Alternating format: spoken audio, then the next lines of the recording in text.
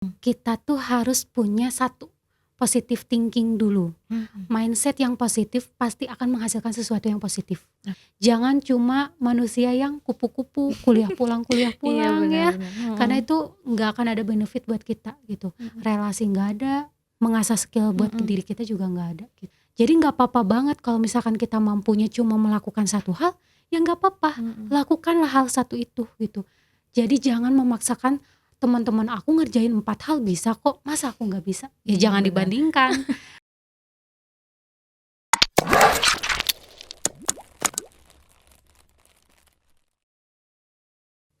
Halo teman-teman Tetap Berjalan.id, balik lagi bersama aku Erika yang akan menjadi host di episode 6 kali ini. Dan di kali ini kita akan membahas tentang gimana sih fenomena hustle culture di Gen Z. Dan juga gimana cara kita membangun career path demi kesejahteraan dalam kehidupan kita juga nih. Dan aku di sini bakal ditemenin sama the one and only Teh Yuke. Halo. Halo Teh Yuke, gimana kabarnya hari ini? Alhamdulillah baik. Gimana Kak Erika? Alhamdulillah aku juga baik, makasih. Alhamdulillah. Oke, nah ini aku sangat amat, bangga banget ya kedatangan Teh Yuke, karena Teh Yuke kayaknya produktif banget aku lihat di Masya Allah. sosial media, udah MC-ing juga, jadi moderator juga, modeling juga ya Teh ya, sama menjadi duta juga. Nah, ini bisa benar-benar menjadi motivasi yang sangat besar sih untuk Gen Z, karena kayaknya kalau misalnya zaman dulu kan kita kalau pekerjaan itu biasanya cuman satu pekerjaan ya Teh. Biasanya kayak satu pekerjaan penyanyi, ya penyanyi aja, model, model aja. Cuman kayaknya seiring berkembangnya zaman sebagai Gen Z dari yang aku rasain sendiri tuh makin banyak pekerjaan yang bikin kita lebih fleksibel dan remote work nih biasanya sekarang ya. Nah, cuman pekerjaan fleksibel itu justru malah bikin hustle culture juga nih di Gen Z. Betul. Jadi mungkin aku juga bakal ngebahas lebih lanjut tentang itu ya Teh ya, dan juga tentang gimana sih caranya membangun career path di generasi Z ini gitu. Oke, mungkin pertama-tama aku pengen tahu dulu nih kalau misalnya menurut pandangan Teteh, untuk memulai suatu personal branding yang kuat dalam minat dan passion kita di bidang untuk menentukan karir itu kayak gimana sih awal mulanya Teh? Kalau misalkan kita nih bukan cuma Gen Z ya, semua halayak masyarakat tuh harus tahu dulu nih minat bakat kita seperti apa. Betul. Terus gimana nih cara ngegalinya gitu Mhm. kan. Itu yang menjadi PR kita semua Mmm. sebenarnya. Caranya tuh yang pertama, ini menjadi salah satu tugas dari orang tua sebenarnya. Oke. Jadi parenting tuh bener-bener dibutuhkan ya Mhm. salah satunya gitu. Untuk mengarahkan anak kita tuh bakalan kemana nih gitu. Mhm. Baiknya tuh kemana gitu Mhm. jalan arah masa depannya gitu. Tetapi nggak semua orang atau nggak semua manusia memiliki privilege Betul. bahwasannya kita tuh bisa didorong oleh orang tua kita sendiri gitu ya. Mhm. Banyak juga orang tua yang baru menjadi orang tua kan. Jadi Mhm. mereka kebingungan untuk mengarahkan anaknya seperti apa. Nah, Mhm. tugas kita sebagai seorang anak gitu ya, atau sebagai seorang manusia gitu, untuk mengarahkan diri kita sendiri ke jalur atau ke arah yang benar. Mhm. Jalur dan arah yang benar itu dari mana? Dari minat dan bakat kita.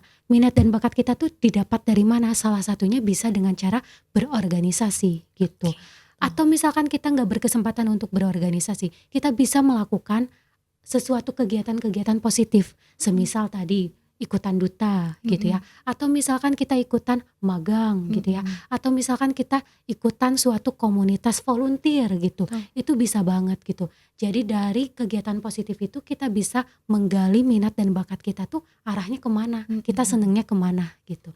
Atau salah satunya juga bisa kita melalui sekolah informal Oke. gitu. Kalau misalkan sekolah formal itu biasanya kita menggali tentang teori-teori yang ada Mhm. di sekolah kita gitu ya, atau di perkuliahan kita. Tapi kalau di sekolah informal, kita bisa lebih menggali sesuatu yang memang sudah menjadi khusus. Misalkan bahasa Inggris gitu. Mhm. Kita menggali bahasa Inggris kita itu seperti apa gitu Benar. dari sekolah informal itu gitu. Atau misalkan sekolah modeling gitu ya. Mhm. Kita bisa menggali juga nih potensi kita di dunia modeling itu seperti apa. Banyak banget sekolah-sekolah informal yang ada ya di Mhm. Bandung Raya ini, di Betul. Indonesia ini gitu, Mhm. yang bisa kita ikuti.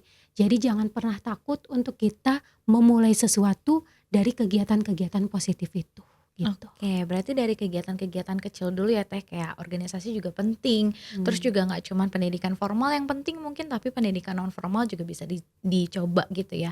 Karena mungkin justru dari pendidikan non formal itu kita bisa mengasah skill-skill kita ya Teh. Dari situ dulu untuk membangun karirnya.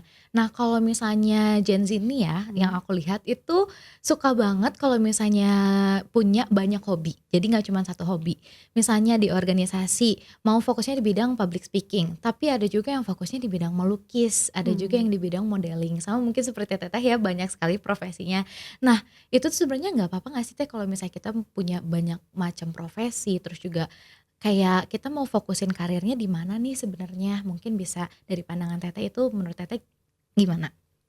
Kalau dari saya itu nggak apa-apa banget. Mhm. Kenapa? Jadi dari banyak hal yang kita sukai, justru kita bisa lebih spesifiknya nih, kita lebih menyukai hal apa. Mhm. Walaupun teman-teman di sini melalui sosial media saya melihat, wah saya ikutan MC gitu, atau Mhm. misalkan saya modeling juga, ikutan duta juga, karyawan juga gitu. Mhm. Tapi apa sih hal yang paling saya senangi gitu? Mhm. Dari hal-hal yang saya ikuti tersebut, ada satu hal yang saya senangi dan juga saya lebih geluti gitu, lebih Oke. perdalam di bidang hal itu gitu. Mhm. Nah, kenapa sih jadi poin positif dari hal-hal yang banyak kita geluti tadi gitu? Mhm. Bisa jadi dari hal-hal yang banyak kita ikuti atau kita minati itu bisa menjadi freelance kita, atau bisa jadi itu adalah salah satu backup-an kita di dunia kerja gitu. Semisal gitu ya, kita nggak pernah tahu ya dunia kerja Mhm. itu seperti apa, kita Bener nggak pernah banget. tahu kita bertahan sampai kapan gitu. Betul. Kalau kita punya banyak skill, kita bisa membuka peluang-peluang lain di bidang-bidang lain. Mhm. Itu salah satu manfaat kita punya banyak skill kayak gitu. Oke, nah menurut Teteh sendiri nih, skill apa sih yang benar-benar wajib banget dibutuhin di era digital ini dan juga di era gig ekonomi mungkin ya untuk membangun karir yang dengan jangka panjang gitu Teh? Kalau misalkan untuk jangka panjang berarti kita harus fokus dalam satu skill yang kita punya gitu. Oke. Kenapa? Karena kalau misalkan kita memperdalam satu skill itu, kita bisa menjadi seorang profesional Mhm. gitu. Tetapi kalau misalkan kita menggeluti hobi-hobi kita yang lain, kita bisa loh jadi hobi-hobi kita itu menjadi Mhm. sesuatu selain sampingan tadi, bisa jadi kita bisa kalau misalkan kita lagi burnout gitu ya, Mhm. Bener. kalau misalkan kita lagi burnout, kita larinya ke hobi kita yang lain itu, gitu. Oke. Itu salah satunya. Mhm. Tapi tips aku nih kalau misalkan kita memang butuh satu profesi jangka panjang, ya kita harus memperdalam satu apa namanya, skill kita itu, gitu. Jangan bercabang, Mhm. gitu. Supaya apa? Supaya kita menjadi seorang profesional, gitu. Oke. Misalkan nih, kalau misalkan Kak Erika nih sukanya tuh di bidang public speaking gitu ya, Mhm. perdalam public speaking itu gitu, siapa tahu nanti ke depannya bisa jadi host di Trans Mhm. 7 ya, Aduh, atau amin. di LATV udah nggak ada ya. Itu udah Iya. milenial banget ya LATV gitu ya, atau di mana, Mhm. Trans TV, Iya, bisa Global di TV net dan lain mungkin ya. sebagainya gitu kan. Itu Mhm. bisa banget gitu kalau misalkan kita memperdalam. Beda lagi kalau misalkan Kak Erika suka public speaking, suka juga misalkan ngoding gitu Mhm. ya. Nah, itu berarti nanti Kak Erika akan bingung nih profesionalnya Iya. di bidang Mhm. mana gitu. Nah, kalau misalkan jangka panjang berarti kita harus jadi seorang profesional dulu. Makanya harus memperdalam satu skill aja gitu. Oke, berarti yang penting walaupun punya banyak hobi itu nggak apa-apa kan ya, cuman kita juga harus memperdalam satu skill yang benar-benar Betul. kita mau benar-benar buat karir jangka panjang gitu ya. Nah, Teh kalau misalnya di Gen Z ini tuh banyak banget nih yang kayak jadinya remote work kalau sekarang kan, banyak yang pekerjaan yang fleksibel, terus juga jadinya kayak mengarah ke hustle culture juga nih Teh. Gimana sih caranya kita juga bisa mencegah burnout? Karena tadi juga sempat ngomongin burnout, ada lagi nggak sih strategi untuk mencegah burnout selain kita, ngeiniin hobi kita yang lain gitu, kita memperdalam hobi kita yang lain, terus juga gimana caranya biar kita tuh bisa memisahkan tuntutan pekerjaan dengan kehidupan pribadi, karena biasanya tuh suka kebawa gitu ya mood-nya, Betul. gitu mungkin Teh kalau dari pandangan Teteh tuh kayak gimana? Mengatasi burnout ya, Mhm. kita tuh harus punya satu positive thinking dulu. Mhm. Mindset yang positif pasti akan menghasilkan sesuatu yang positif. Oke. Semisal nih, kita punya 4 pekerjaan gitu ya. Mhm. Pekerjaan tersebut 4-empatnya kita harus senangi dulu Oke. gitu. Mhm. Kalau kita udah senang, pasti kita ngejalaninnya juga akan lebih mudah gitu. Mhm. Akan lebih legowo kita melakukan hal-hal itu gitu. Tapi kalau misalkan kitanya terpaksa nih, udah pasti kita bawaannya tuh negatif terus. Iya Makanya benar. supaya kita bisa burnout itu teratasi, positive thinking dulu gitu. Mindsetnya itu harus positif dulu gitu. Kita harus menyenangi hal itu dulu gitu. Terus juga kalau semisal nih di dalam kehidupan pekerjaannya Mhm. pasti akan ada rasa bosan. Gak mungkin Betul enggak gitu ya. betul. Walaupun itu adalah bidang yang kita senangi. Mhm Caranya gimana? Kita harus berpikir, duh seneng ya kita bisa bekerja di dunia ini gitu. mhm. Nggak semua orang punya privilege bisa bekerja di bidang ini gitu. Aku harus bersyukur nih bisa bekerja Mhm. di bidang ini. Banyakin rasa syukur di dalam diri kita gitu. Itu salah satu hal yang bisa bikin kita tuh lebih positif nanti ke depannya gitu. Mengatasi burnout kita. Mhm. Selain itu juga ya untuk mengatasi burnout ya. Kadang-kadang kalau misalkan kita udah terlanjur stres, boro-boro ya mikirin Iya positif ya benar gitu. benar. Pasti pikiran positif Mhm itu bakalan gak ada gitu, gak mhm. nyangkut gitu di pikiran kita. Benar benar. Nah caranya gimana? Kita harus lari ke arah sesuatu yang menyenangkan gitu. Oke. Lari ke arah yang menyenangkan itu seperti apa? Semisal ya, kita bisa makan bakso Mhm. gitu ya. Itu walaupun hal Benar. kecil tapi kitanya happy, kitanya Mhm suka bakso, itu juga kita bakalan ke bawah happy mhm gitu. Atau kalau misalkan kita sukanya traveling gitu ya, cobain traveling. Gak usah yang jauh-jauh dulu lah gitu, yang mhm deket-deket aja gitu. Misalkan kita belum pernah nih ke daerah misalkan di Bandung nih, kita belum pernah ke daerah Gunung Tangkuban Perahu mhm gitu. Kita bisa coba ke sana gitu. Gak perlu melulu harus jauh, gak mhm perlu melulu harus banyak uang dulu gitu. mhm. Yang Benar. penting kita bisa stress release dulu gitu. Mhm Stress release-nya tuh dengan cara seperti itu gitu. Atau semisal nih, aduh uang gak punya gitu mhm. ya. Karena uangnya gak punya kita ya gak bisa dong healing-healing ke Benar benar. tempat-tempat yang misalkan tempat-tempat yang jauh atau Mhm misalkan yang deket pun kita nggak bisa gitu ya. Dengan bersilaturahmi ke keluarga besar atau mhm misalkan bersilaturahmi ke temen gitu ya, kita brainstorming gitu ya tentang hal-hal kehidupan gitu, update kehidupan ya mhm. istilahnya gitu. Itu juga bisa salah satu bisa bikin kita stress release gitu. Karena nih ya, kalau misalkan aku pribadi nih silaturahmi gitu ya ke orang yang kita jarang temui gitu. Mhm Misalkan ke sahabat kita waktu SMA gitu, mhm udah lama nih kita nggak ketemu gitu. Saat kita ketemu terus kita update kehidupan gitu ya, ada sesuatu yang bisa kita syukuri dari cerita mereka mhm. gitu. Atau Benar. misalkan ada sesuatu yang bisa membuat kita ketawa ketika kita bersama mereka gitu. Itu juga bisa menjadi stress release kita gitu. Jadi apa ya, jangan pernah menutup diri, tetapi bukalah diri kita ke suatu arah yang positif gitu. Arah positif tadi ya seperti itu silaturahmi, Mhm. makan bakso ya Iya hal-hal kecil gitu iya ya, benar benar. mensyukuri hal-hal kecil kayak Mhm. gitu. Oke, keren banget nih tadi juga, berarti intinya juga kita juga nggak bisa menutup diri terus karena kan kesempatan juga jadinya nggak mau datang ke kita ya kalau Iya, misalnya kita menutup diri terus dan pentingnya untuk menyeimbangkan antara pekerjaan dan juga kehidupan pribadi kita juga harus istirahat ya Teh. mmm, Nah cuman nih kadang di hustle culture ini tuh malah jadinya tuh kita nggak tahu mana nih yang sehat mana yang nggak sehat. mmm, Terus juga hustle culture tuh bikin kita tuh jadi kayak ayo terus-terusan kerja ngumpulin mmm, banyak uang kan cita-cita mmm. mau jadi kayak Kaluna ya. Iya 300 juta iya. gitu kan, pengen beli rumah gitu. Mhm, Cuman akhirnya banyak banget yang terjebak dalam kayak, ini tuh sebenarnya asal yang sehat nggak sih? mhm, Atau malah asal yang nggak sehat? Dan akhirnya mhm, mempengaruhi bagaimana Gen Z ataupun generasi lainnya membangun karir gitu. Nah mhm. kalau misalnya menurut Teteh sendiri kayak gimana nih menentukan bagaimana yang sehat dan juga tidak sehat gitu? Kalau yang sehat udah pasti ke kitanya tuh keluarnya tuh menjadi sesuatu yang menyenangkan, satu. Mhm, Atau yang kedua, misalkan menghasilkan, oke. entah itu menghasilkan secara finansial atau misalkan menghasilkan secara ilmu gitu. Mhm Pokoknya harus ada hal yang menjadi hasil, mhm harus menghasilkan gitu. Itu pasti udah pasti sehat gitu. mhm Tapi kalau nggak sehat kayak gimana? Kita udah banyak ngerjain sesuatu nih gitu mhm. ya, tapi ilmu nggak dapet, duitnya nggak dapet, kitanya malah capek. Mhm Karena capeknya itu kitanya jadi nggak seneng, mhm jadi nggak happy kayak gitu. Jadi bisa menentukannya kita lihat juga nih refleksikan diri ke diri kita pribadi sendiri juga nih.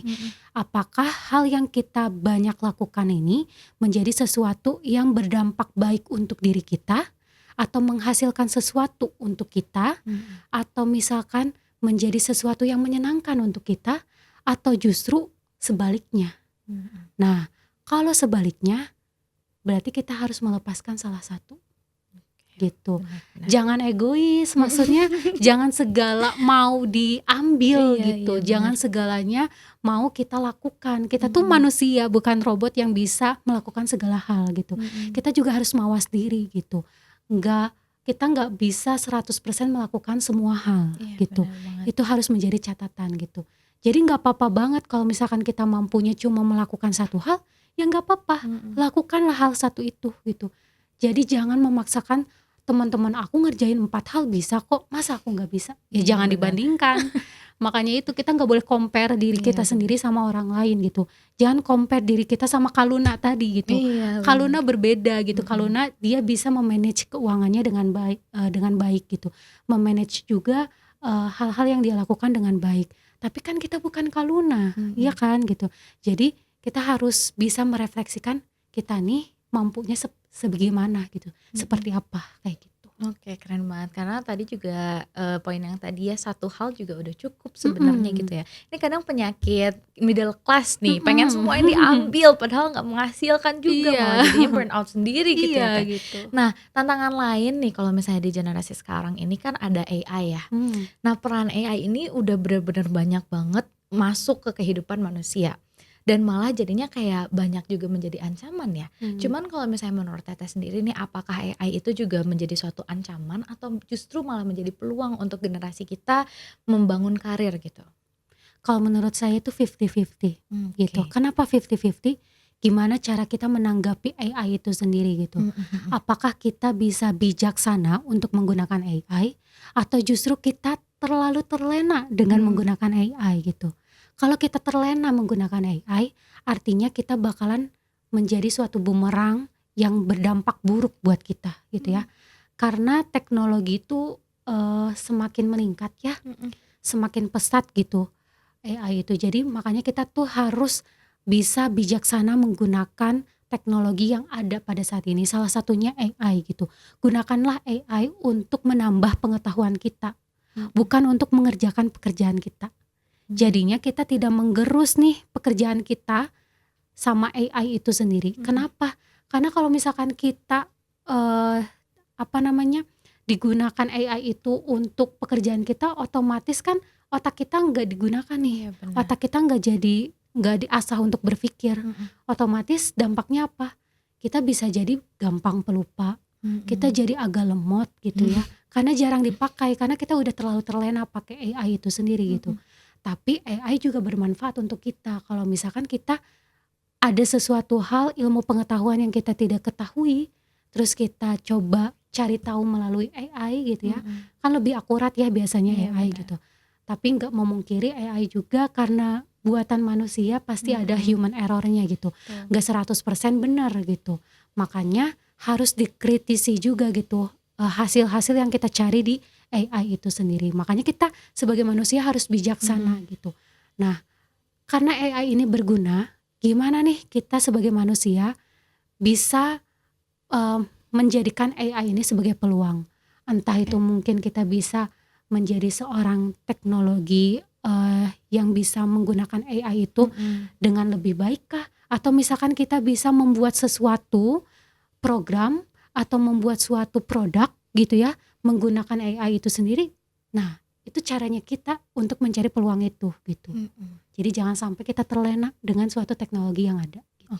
Oke, karena tadi membahas peran AI juga, berarti AI juga sebenarnya kan gimana kita sebagai manusia untuk memanfaatkannya ya. Mungkin juga AI bisa membangun karir kita menjadi engineer atau juga malah mungkin bisa dapat info-info beasiswa mungkin ke luar negeri atau dan lain halnya gitu. Itu bisa menjadi peluang juga ya sebenarnya gimana cara kita memanfaatkannya. Oke, menarik banget nih Teh, dan mungkin aku juga pengen tahu nih gimana sih caranya Gen Z ini bisa menentukan tujuan karir yang realistis tapi juga bisa memotivasi nih.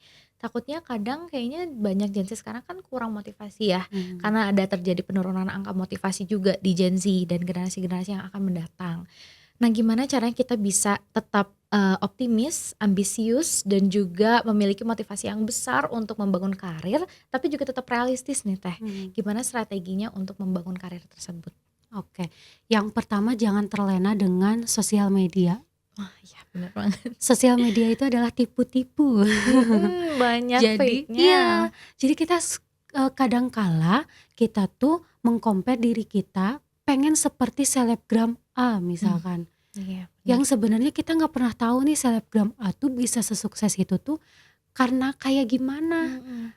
Rata-rata kita nih pengennya tuh sesuatu yang instan, ya Iya, kan, benar gitu. benar banget Jadi benar banget. ngelihat orang tuh selebgram itu tuh udah kaya raya dengan cara berkonten gitu ya, akhirnya kita ikut-ikutan gitu ya, Mhm. bikin konten tapi kitanya nggak sabar, jadinya karena kita nggak sabar itu kontennya itu malah kita nggak geluti gitu ya, Mhm. atau kita tidak konsisten dalam membuat konten itu, ya nggak akan ada feedback dong Iya, ke benar kita banget gitu. benar banget. Jadi nggak akan ada sesuatu yang instan gitu di Mhm dunia ini. Jadi kita harus harus realistis dengan hal itu dulu nih. mhm Makanya kita harus mau berusaha dan juga bekerja keras. mhm. Tapi bukan cuma bekerja keras, bekerja cerdas gitu. Betul. Kalau kita cuma bekerja keras saja ya, kita nggak bisa menciptakan suatu peluang-peluang yang ada di depan mata kita. Iya Kalau benar. kita bekerja cerdas, peluang kecil aja di depan bisa kita jadikan Mhm sesuatu. mhm Misal gitu, kita lagi bikin konten nih. Kita tahu nih kalau misalkan bikin konten itu nggak mudah mhm ya, akan ada sesuatu yang harus kita lalui mhm dari membuat mhm. konten itu gitu ya. Tapi di situ ada peluang, peluangnya memang kecil. Misalkan peluang kecil itu dengan cara kita, membuat suatu konten baju misalkan Mhm untuk dipromosikan, akhirnya jadi cuan. Itu walaupun cuannya kecil, walaupun peluangnya kecil gitu ya, kalau kita konsisten bakalan jadi besar gitu. betul. Jadi kitanya sendiri harus mau me-manage hal itu sendiri gitu. Terus juga kitanya harus mau jadi diri sendiri, Oke. jangan jadi orang lain. Jadi membangun branding kita juga nih, walaupun di sosial media itu tipu-tipu, kita jangan ngikutin orang lain yang tidak menjadi dirinya sendiri gitu. Tapi bangun personal branding kita di sosial media sesuai dengan diri kita, sesuai dengan passion kita gitu. Nah dari situ juga akan mendatangkan uang.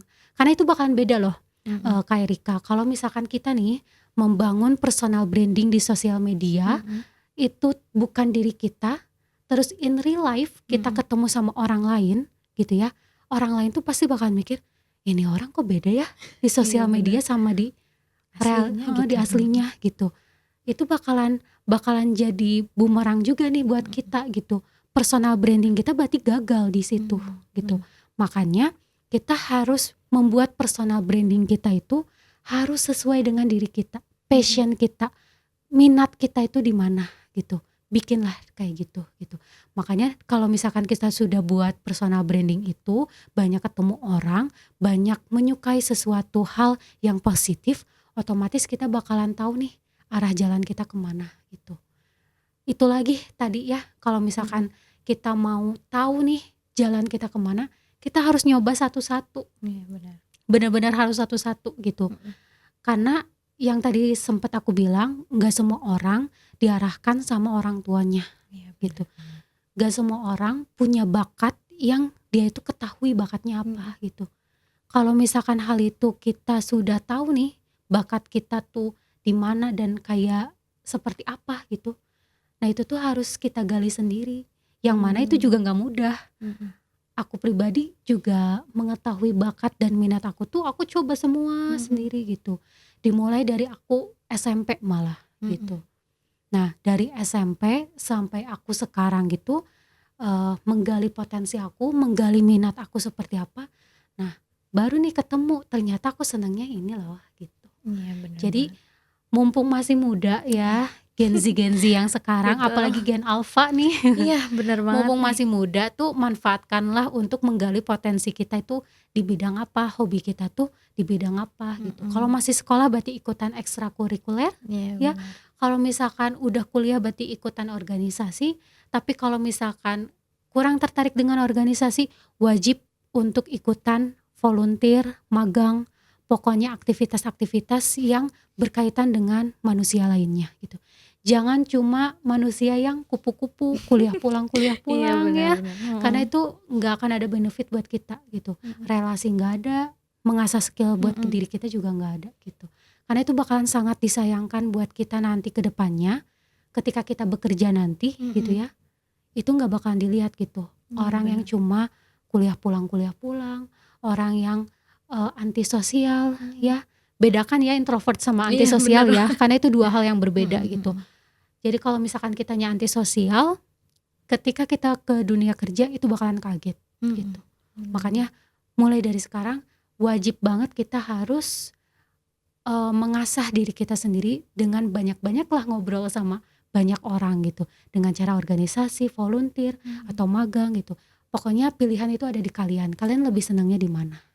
Oke Teh, karena tadi balik lagi juga ya Teh, karena kan nggak ada yang instan juga. Jadi kita benar-benar harus mencoba semuanya sampai kita benar-benar menemukan apa yang memang kita sukai, apa yang memang kita minati. Baru dari situ kita bisa menentukan karir mana sih yang mau kita bangun untuk jangka panjang begitu ya Teh. Oke, paling untuk yang di akhir nih pertanyaan terakhir itu gimana sih pesan-pesan dari Teteh untuk para Gen Z mungkin biar bisa beradaptasi di era teknologi, gig ekonomi dan juga gimana kita bisa terus beradaptasi di tren-tren industri yang selalu cepet banget nih perkembangannya sampai sekarang gitu. Boleh. Oke, kalau menurut aku keep moving forward ya buat teman-teman semua. Kenapa? Karena kita harus selalu beradaptasi dengan dunia yang cepet banget nih Bener banget. revolusinya gitu ya. Jadi kita harus juga beradaptasi dengan baik ya. Makanya kalau misalkan kita nggak keep moving forward ya, kita stagnan di tempat gitu ya, kita bakalan nggak akan kemana-mana. Kita tetap di sini. Seperti podcastnya ya, tetap berjalan. Jadi Betul. kita harus tetap berjalan ke arah positif ya. Jangan pernah kita mengcompare diri kita sendiri dengan orang lain. Itu penting banget gitu. Banyak banget orang yang stres, banyak banget orang yang jadi kebingungan, banyak banget orang yang jadi tadi degradasi motivasi. Iya, betul Itu banget. gara-gara kitanya terlalu mempush diri kita ke arah yang sebenarnya bukan diri kita gitu. Makanya jangan pernah kita mengcompare diri kita dengan orang lain gitu. Tetap jadi diri sendiri dan tetap berjalan ke arah yang positif kayak gitu. Oke, terima kasih banyak ya Teh Yuke. Mungkin aku mau menyimpulkan lagi nih dari semua pembahasan kita, 3 hal poin penting yang paling menarik menurut aku itu yang pertama kita harus benar-benar membuka diri untuk membuka kesempatan-kesempatan baru juga datang ke hidup kita. Terus juga kita bisa banget yang kedua nih untuk mencoba banyak hal biar kita juga tahu nih minat bakatnya mau kemana, terus juga membangun karirnya mau kemana. Yang ketiga boleh banget dicoba seperti kata Teh Yuke tadi untuk mencoba jago di dalam satu bidang atau mendalami dalam satu bidang agar kita juga bisa menjadi profesional di situ dan mencari mungkin pemasukannya dari situ juga gitu ya. Paling thank you so much buat teman-teman yang udah nonton sampai akhir dan juga sampai episode 6 kali ini. Tetap berjalan dan juga follow di Instagram kita dan juga subscribe di YouTube-nya. Temukan dirimu, teruskan perjalananmu. See you in the next video.